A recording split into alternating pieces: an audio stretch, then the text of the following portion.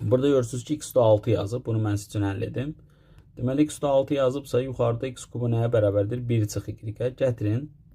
Gətirin. Bunu silin burada. X üstü 6'da bunun yerine 1 çıx nə yazın? Y üstü kvadrat yazın. Bu da birmiş. İndi sadələşdirə buna görə tam həllərdən danışır. Bu maraqlı suala biraz oxşuyur. Baxın bu birlər gedir. Nə qalır? Y kubu minus 3y kvadratı plus 2y bərabərdir 0 olur. Buradan da y-i çölə çıxartsam qalır. Y kvadratı çıx 3y plus 2 bərabər 0. İndi hasilin 0 olması üçün 1 y 0 olur. Y 0 çapar yerine qoy x-i tap. İkinci bu 0 olur.